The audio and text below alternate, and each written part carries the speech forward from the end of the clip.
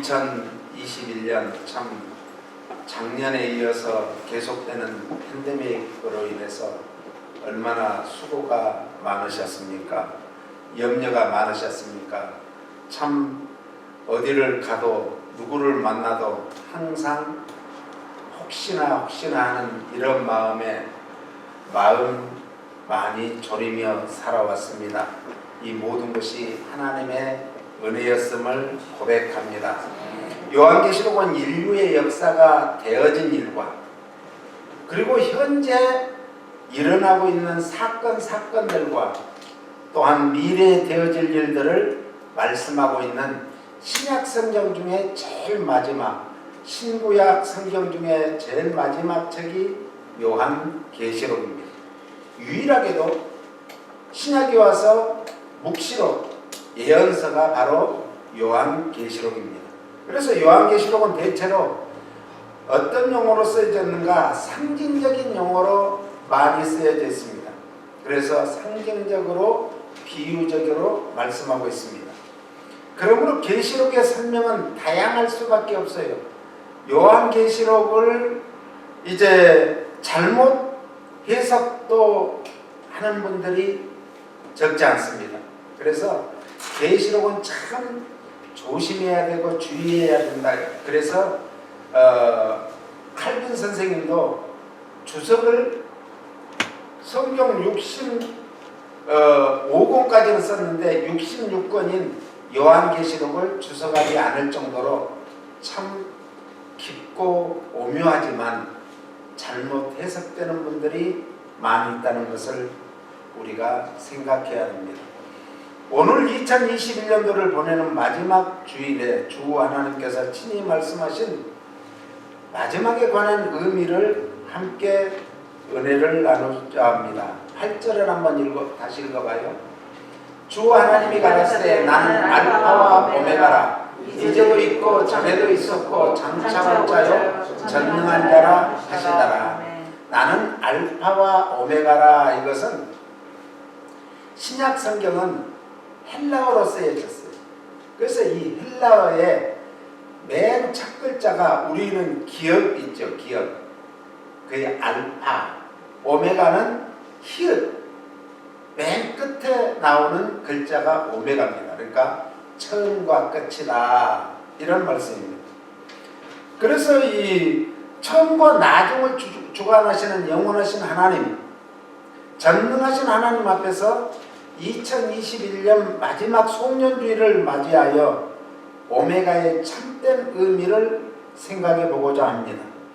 오늘 말씀을 통해서 금년 한 해를 잘 결산하고 2022년 다가오는 새해를 맞이할 우리의 삶이 더욱더 큰 은혜와 축복이 되시기를 바랍니다. 아멘. 지금 이 시간에도 지구촌에는 75억 이상의 이제 인간의 생명을 실은 채 이 지구가 24시간에 한 바퀴씩 돌아갑니다. 그리고 시속 11만 마일. 야, 시속으로 100마일도 엄청난 거예요.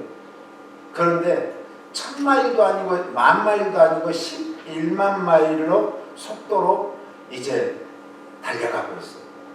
그런데 우리가 전혀 느끼지 않는 것은 어지러워야 되는데 안 느끼잖아요. 왜 그럴까요? 하나님이 자연의 모든 만물을 하나님이 정하신 대로 살면은 움직이면은 이렇게 된다는 거예요. 그러니까 우리의 삶이 내가 어떤 플랜을 가지고도 살아야 되겠죠. 그런데 그 플랜이 그대로 되어지는 일이 얼마나 있던가요? 안 되죠. 그렇기 때문에 우리는 하나님의 플랜, 하나님의 시간표가 어디 있을까를 늘 생각해 봐야 됩니다. 아멘. 하나님의 시간표는 우리의 시간표하고 달라요. 그래서 하루가 천년 같고 천년이 하루 같은 이 한 가지를 잊지 말라라고 성경은 말씀하고 있습니다. 그리고 태양계를 1년에 한 번씩 돌고 있는 지구. 지난 1년 동안 우리들의 주변에서 일어났던 미국, 한국, 세계의 사건들도 참 많았습니다. 기쁜 일도 슬픈 일도 후회할 일도 실망할 일도 희망적인 일들도 아픔과 어려운 일들도 기쁜 일들도 참 많았을 것입니다. 금년 한 해를 뒤돌아보면 변함없으신 하나님의 은혜로 인도하심에 감사하지 않을 수가 없습니다. 그러므로 금년 한 해의 오메가의 참된 의미는 오늘 우리 자신들이 깨우쳐야 될 것이 무엇일까? 내가 뭘 깨달아야 될까? 깨우쳐야 될까?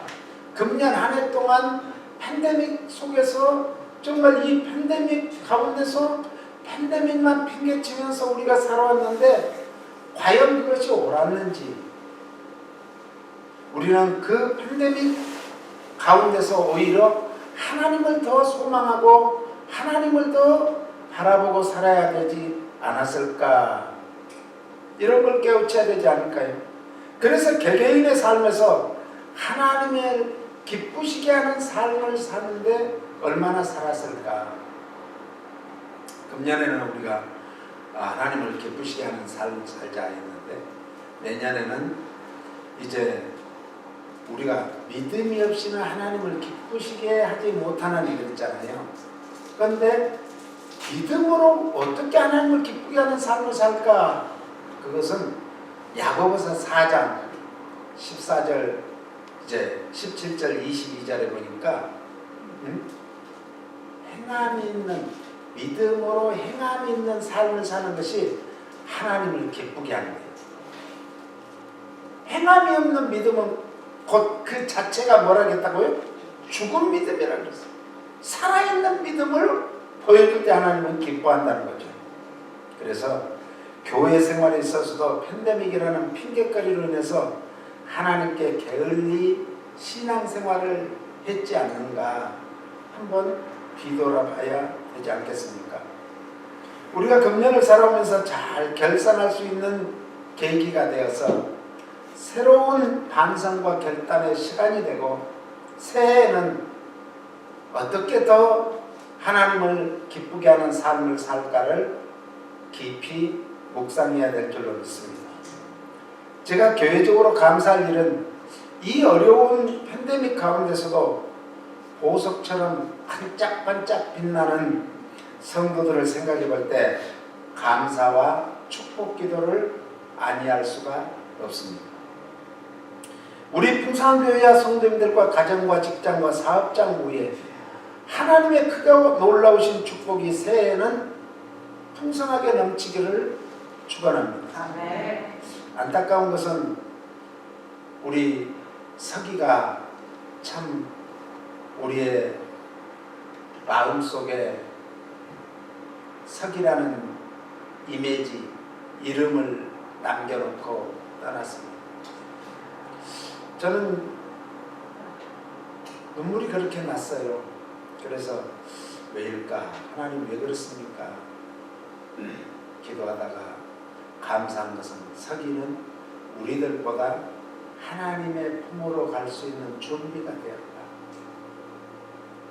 그가 병상에서 뭘 했겠어요? 그 고통 속에서 뭘 했겠어요? 하나님 앞에 기도했지 않겠어요? 그걸 생각하면 야, 서기가 어쩌면 우리보다 믿음이 더 좋은 아이였구나 이런 생각을 해봤습니다. 그리고 벌 집사님의 건강이 온전히 우리는 회복되기를 위해서 계속 기도해 주시기를 바랍니다. 우리 인간은 누구나 인생의 마지막 날을 맞이하게 됩니다. 이 세상에 태어나서 청소년기를 거쳐서 청년의 젊음도 다 지나갑니다. 그리고 장년에 이르러 참으로 숱한 고생과 고난의 길을 거쳐 노년에 이르러서는 자신이 걸어왔던 길을 뒤돌아보면서 때로는 후회도 해보고 인생의 종착역에 다다라서는 왜 인간은 죽어야 하는가? 이 논제는 철학에서 가장 어려운 논제고 끝나지 않은 논제입니다. 지금 수천 년 동안 철학에서 끝나지 않은 논제가 왜 인간은 죽어야 하는가? 그런데 성경은 분명히 말해주고 있습니다. 시편 91편에 사람이 강간하면 70이요 80이요. 그러면 왜 무두셀라는 969년을 살았을까? 생명은 누구의 손에 있어요? 하나님의 손에 있어요. 아멘. 그래서 우리는 짧은 인생을 사는 동안 영원한 세계를 준비할 줄 아는 그런 지혜가 필요한 줄로 믿습니다. 아멘. 준비하지 않으면 절대로 우리는 하나님의 품에 아름답게 갈 수가 없어요. 준비한 자만이 아름다운 그 천국. 우리 아까 찬양팀에서 불렀잖아요. 그 천국. 그 천국을 우리는 소망하며 갈 수 있는 줄 믿으시기 바랍니다. 아멘. 그래서 살아있는 동안에 준비하는 것. 죽으면요 다시는 준비할 수 없습니다. 살았을 때 그것이 상급을 쌓느냐 그렇지 못하느냐에 따라서 영원한 천국을 소유하느냐 그렇지 못하느냐에 달려있는 거예요. 죽음으로 인생은 만사가 끝나는가? 많은 사람들은 죽음으로 자기의 모든 것이 끝나는 줄 알고 있어요. 그러나 죽음 이후의 세계는 반드시 있는데 그 세계는 두 세계가 있습니다. 하나는 천국이요, 하나는 지옥입니다. 오늘 우리는 이 세상에서 준비한 자만이 천국에 갈 수 있고 준비하지 않으면 지옥으로 갈 수밖에 없는 거예요. 분명히 지옥은 우리가 부인한다 해서 없는 곳이 아니고 천국을 부인한다 해서 없는 곳이 아니라 천국과 지옥은 반드시 있음을 믿으시고 아멘. 그 나라를 준비해야 될 줄로 믿습니다. 아멘. 죽음 이후에는 그래서 사후의 세계가 있는가? 많은 사람들이 이제 사후의 세계가 있다고 보는데 또 무신론자들은 사후의 세계가 어떻게 존재하냐? 이 세상에 살았을 때 우리가 잘 먹고 잘 살자 캐세라는 그 말이 있잖아요. 세상 사람들은 죽으면 모든 것이 끝난다고 생각을 합니다만 성경은 우리에게 예수님께서 분명히 지혜를 가르쳐주고 있습니다. 그것이 누가복음 16장 19절로 보면 이렇게 말씀하고 있습니다.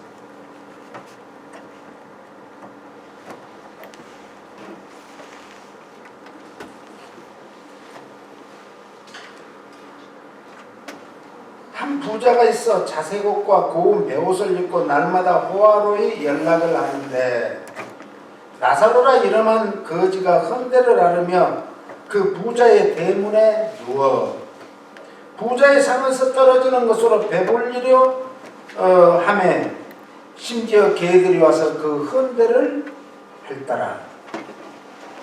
이에 그 거지가 죽어 천사들에게 받들려 아브라함의 품에 들어가고 부자도 죽어 장사되매 저가 음부에서 고통 중에 눈을 들어 멀리 아브라함과 그 품에 있는 나사로를 보고 불러 가로되 아버지 아브라함이여 나를 불쌍히 여기사 나사로를 보내어 그 손가락 끝에 문을 찍어 내 혀를 서늘하게 하소서 내가 이 불꽃 가운데서 고민하나이다.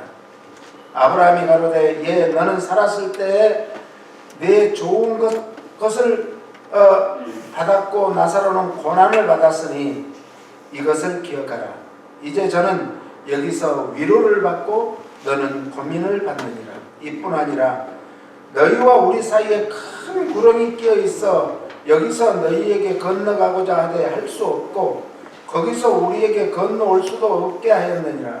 가로되 그러면 구하노니 아버지여 나사로를 내 아버지의 집에 보내소서. 내 형제 5 있으니 저희 중에 저희에게 증거하게 하여 저희로 이 고통받는 곳에 오지 않게 하소서. 아브라함이 가로되 저희에게 모세와 선지자들이 있으니 그들에게 들을지니라. 가로되 그렇지 아니하니이다. 아버지 아브라함이여 만일 죽은 자에게서 저희에게 가는 자가 있으면 회개하리이다. 가로되 모세와 선지자들에게 듣지 아니하면 비록 죽은 자 가운데서 살아나는 자가 있을지라도 구원함을 받지 아니하리라.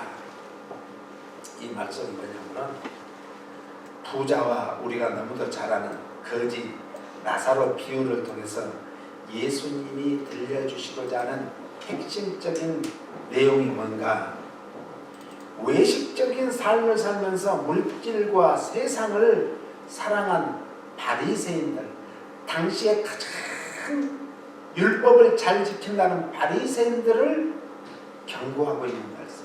어쩌면 우리가 저부터라도 잘못하면 바리새인이 될 수 있어요. 다른 사람 안 믿는 사람들을 그냥 저 사람들은 지옥 갈 사람들이야. 또 팬데믹이라고 안 나오는 사람들, 그 사람들을 정말 우리가 치부할 수 있어요. 그런데요, 하나님은 그게 아니라는 것이죠. 하나님은 우리 자신을 보라는 거예요. 바리새인들을 통해서 내 자신을 보고 나도 바리새인들과 같이 외식하는 그런 삶을 살면 안 되겠구나, 이렇게 생각하라는 거예요. 그리고 당시에 소외된 사회계층에 대해서는 무관심하고 자신의 탐욕만을 채우려는 위선적인 종교 지도자들에 대한 경고였습니다. 그러면서 이 세상 이후에 있을 하나님 나라를 기준으로 볼 때 재물에 집착한 세상적 삶보다는 멸시와 천대 속에 있다 할지라도 반드시 내세가 천국과 지옥이 있으므로 천국에 소망을 두고 사는 믿음의 삶이 훨씬 값지고 크다는 것을 깨우쳐주고 있습니다. 부자가 재물이 많은 것이 잘못일까요? 부자가 재물이 많아서 잘 먹고 잘 산 것이 잘못입니까? 아닙니다. 하나님도 이웃도 그리고 영원한 소망도 없고 오직 자기의 이기적인 삶을 산 그 부자가 잘못인 것이지, 돈이 많다 해서 잘못된 게 아니고 잘 먹고 잘 산다 해서 잘못된 게 아니라라는 말씀입니다. 거지 나사로는 가난하게 살았기 때문에 천국에 갔다는 것입니까? 아니죠. 나사로는 헐벗고 굶주림 속에서도 나사로의 이름의 뜻이 뭐냐면 하나님이 도우신다. 그 이름과 같이 하나님이 도우시는 걸 늘 믿고 어떤 환경이든지 하나님 앞에 무릎 꿇고 하나님 앞에 기도했던 사람이라는 거죠. 오늘 우리는 믿음으로 어떤 환경이 있든지 기도하면 하나님은 다 들으시고 다 보시고 다 아십니다. 그 하나님 앞에 우리는 기도해야지 거기에서 불평하고 원망하고 우리가 어떤 소망 없이 살아가서는 안 된다는 거죠. 그래서 하나님을 믿고 의지하며 그의 나라와 그의 의를 소망하며 살았던 나사로, 그는 죽은 이후에 가장 그가 소망했던 하나님의 나라, 하나님의 품에 갔다는 그런 말씀입니다. 주님이 말씀하셨어요. 심령이 가난한 자는 복이 있나니 천국이 저희 것입니다. 그러니까 우리가 비우는 거 중요합니다. 좋습니다. 그런데 왜 비워야 되는가? 채우지 않으면, 비운 곳에 채우지 않으면 어떻게 되죠? 더 악한 것들이 더 많이 와서 거기에서 더 어지럽힌다는 거예요. 그러니까 우리가 비운 만큼 자꾸 비우는 훈련을 해야 되고 하는데 비운 만큼 채워야 되는 거예요. 하나님의 말씀으로 우리 심령을 채우시기를 예수님 이름으로 축원합니다. 육신이 가난함과 심령의 가난함으로 영적 풍요로움과 영적인 영광을 누려야 된다라는 말씀이죠. 그러니까 심령이 가난해지면 사람은 어떠냐? 하나님을 찾게 돼 있어요. 그것을 신학적인 용어로 신지식이라고 해요. 신지식이라는 말은 하나님을 찾고자 하는 마음이라는 거예요.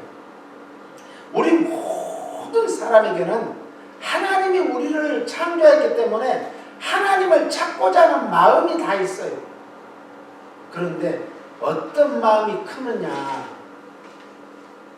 어떤 마음이 크냐에 따라서 하나님을 찾고자 하는 마음이 크면 하나님이 우리를 하나님의 품속으로 끌어들이고 하나님 자신이 우리 마음속까지 찾아오셔서 우리 마음에 슬픈 자는 위로하시고 권고한 자에게는 정말 하나님이 풍성한 은혜로 채워주시고 가난한 자에게는 부요한 사람을 부끄럽게 하기 위해서 일부러 가난한 사람에게 통해서 부요한 사람을 부끄럽게 하기 위해서 부요하게 만들어주시고 왜 예수님이 이 땅에 오셔서 12 제자를 뽑을 때 많이 배운 사람들을 뽑지 않았을까요? 많이 배운 사람을 부끄럽게 하기 위해서. 왜 병든 자, 사회적으로 소외된 자, 가난한 자, 과와 과부를 우리 주님은 오셔서 불쌍히 여기고 긍휼히 여기셨을까요? 아빠 찬스, 엄마 찬스, 할아버지 찬스 있는 이런 사람들은 얼마든지 세상에서 자력으로 타력으로 성공할 수 있지만 우리는 아빠 찬스도 없고 엄마 찬스도 없고 할아버지 찬스도 없으면 무엇을 해야 돼요? 진정한 우리의 영적인 아버지라는 주님 붙들라는 거예요. 하나님을 의지하라는 거예요. 네. 그래서 새해에는 우리가 정말 하나님을 의지하는 그런 믿음으로 작은 것도 믿음으로 행하면 믿음이라는 건 얼마나 위대한가. 이 세상에서 제일 작은 씨앗, 겨자 씨앗만큼만 믿음만 있어도 이 산을 들어 바다에 옮기라면 옮겨질 것이 이런 어마어마한 역사가 일어난다는 거예요. 믿음은요, 사람들이 볼 때는 판단할 수 없습니다. 별것 아닌 것 같습니다. 그런데 위기가 오면 알 수 있어요. 믿음은 뿌리거든요. 나무라는 뿌리. 뿌리가 견고해야 바람에 흔들릴지언정 넘어지진 않는데 어떤 나무는 뿌리채 그냥 뽑혀버리잖아. 뿌리채. 왜? 믿음이 약하면은 뿌리채 뽑혀요. 대마와 같은 사람이 그랬죠. 대마는 세상이 좋아가지고 얼마나 지금 세상 살기 좋아요. 옛날 우리 부모님 시절에는 참 고생 많이 하셨어요. 네? 얼마나 또 추웠어요. 저 겨울에 가서 얼음을 깨뜨리고 그 빨래를 겨울에는 하셨잖아요. 지금 한국에 엄청난 한파가 몰아닥쳐가지고 네? 저 강원도는 지금 겨울왕국이 됐대요. 백설공주가 나와가지고 뛰어다닌대요. 네? 그런 지금 추위가 왔어요. 옛날에는요, 눈이 얼마나 많이 내렸습니까? 저희 고향 같은데, 우리 어려서 고향 같은 데는요, 눈이 많이 와가지고 눈이 쌓여있는 곳에 굴을 파고 굴이 지나다녔어요. 눈이 너무 많이 쌓이니까 다 치울 수가 없으니까 굴을 파고 지나다녔다니까요. 그런데 지금은 우리 고향 같은 데는 눈이 안 와요. 그래서 지금 뭐 열대 식물들이 많아요. 우리 고향 교회 가봤더니 이 팜추리가 많이 심겨졌어요. 한 10몇 그루가 심겨졌어요. 그 정도로 지금 따뜻해지고 있어요. 세상에 살면서 우리는 인생의 종말을 생각하며 살아야 됩니다. 내 종말 때 사람들을 보면은 그냥 자기는 영원히 살 것 같이 사는 분들이 있어요. 아니에요. 내일 일은 몰라요. 그래서 우리는 신앙생활은 사실 하루살이에요. 하루살이. 우리 인생 신앙생활하는 그런 성도들은 하루살이 인생이에요. 내일 일은 난 몰라요. 하루하루 살아요. 불행도 여행도 그날로 족한 거예요. 그러므로 우리 자꾸 하나님 나라를 채우기 위해서 마음에 가진 욕심 자꾸 내어버리면 그곳이 천국이 되죠. 심령의 천국이 돼야 가정의 천국이 돼요. 할렐루야. 가는 것만은 천국의 삶을 사는 거예요. 또 우주적인 종말을 생각하며 살아야 돼요. 세상이 영원할 것 같죠. 네? 그러잖아요. 2000년 전에 예수님 당시에도 초대교회 때 말세다 그랬거든요. 그래, 지금까지 말세 하니까 사람들이 어떻게 돼요? 늑대 소년이 돼요. 늑대 소년. 말세다 하니까 이제는 말세 같은 건 귀에도 안 들어. 어떻게 더 세상에서 잘 살아볼까? 세상 사람들이 우리들을 손가락질한다 할지라도 우리들은 그분들이 참 불쌍해 보이잖아요. 왜? 내세를 모르고 천국을 모르고 천국의 삶을 살지 못하니까 지금 연말이 가까워지고 이렇게 되니까 부모님들은 자식 집으로 이렇게 출타도 하고 많이 그러잖아요. 우리 교회도 그래요. 연락이 왔어요. 아들 집에 갑니다. 딸 집에 갑니다. 어디 갑니다. 그런데 반드시 세상의 종말도 옵니다. 세상이 영원하지 않습니다. 지금 세상에 돌아가는 걸 잘 보세요. 지금 이번에 한국도 지금 지진대에서 가까워졌다고 그러잖아요. 5.4인가 제주도 앞바다에서 일어났어요.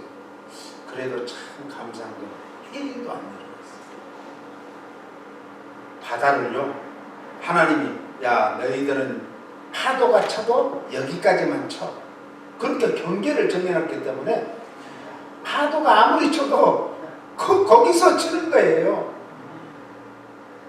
그런데 때로 하나님께서는 세상에 경고를 주기 위해서 파도가 막 일본 같은 데 봐보세요. 그 쓰나미 때 파도가 정말 서서 막 파도가 54m인가요? 서서 막 달려들잖아요. 무시무시하죠. 하나님이 다 자연 만물을 보살피시고 붙들고 계세요. 하나님은요 그냥 천지 창조하고 내버려둔 게 아니에요. 천지를 창조하고 우리들에게 뭐 하라고 했어요? 이것들을 잘 정복하고 다스리라는 거예요. 그 안에서 누리라는 거예요. 그게 영어로 매니지먼트 하라는 거거든요. 매니지먼트를 해야 되는데 우리가 매니지먼트를 잘못하는 거예요. 왜 잘못하죠? 하나님이 창조한 것을 잘 보존하면서 나 혼자 누리는 게 아니라 이 부자와 같이 자기 혼자 잘 먹고 잘 살려고 하는 게 아니라 많은 사람들과 같이 공유하라는 거예요. 공유. 그러니까 그걸 하라는 건데 그걸 안 하는 거예요.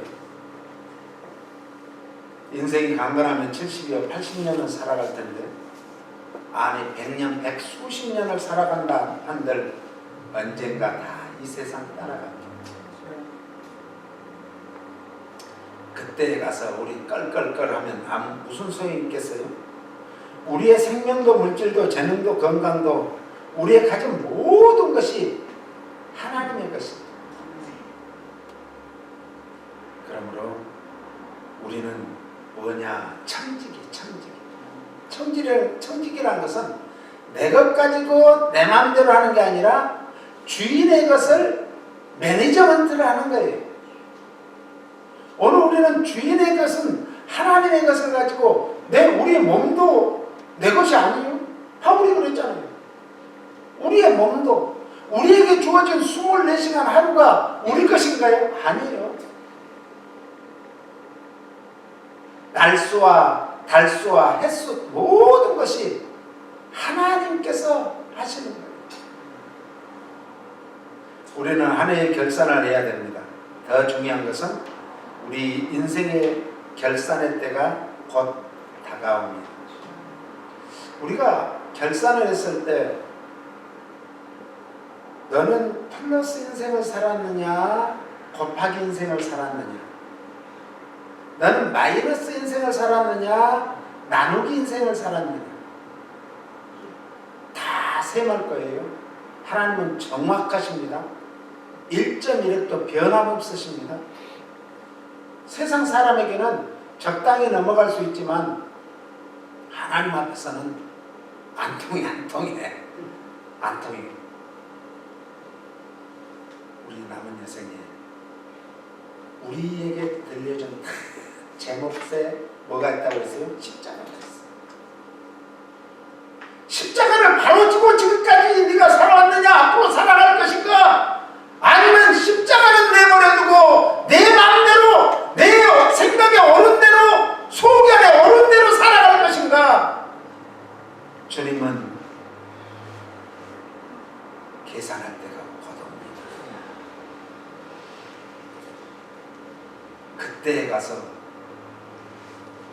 아둥바둥 이미 때는 늦었어요. 히브리 9장 27절에 한 번 죽는 것은 사람에게 정하신 것이요 그 후에는 심판이 있으리라. 심판이 있습니다. 심판대를 누구든지 가야 됩니다. 사랑하는 홍성교회 성도님들이요, 살아있을 때 충성을 다하시기를 축원합니다. 아멘. 힘이 있을 때 최선을 다하시기를 축원합니다. 아멘. 기회가 왔을 때 붙잡으시기를 축원합니다. 아멘. 우리에게 맡겨진 직분이 사명입니다. 그 직분을 충성되게 여겨 우리 주님께서 잘했다 칭찬받는 그런 면류관, 생명의 면류관, 썩지 않는 면류관, 금면류관, 의의 면류관, 영광의 면류관 다 받으시기를 예수님 이름으로 축복합니다. 이 시간은 잠깐 우리 기도하는데요, 금년 한 해를 뒤돌아봅니다.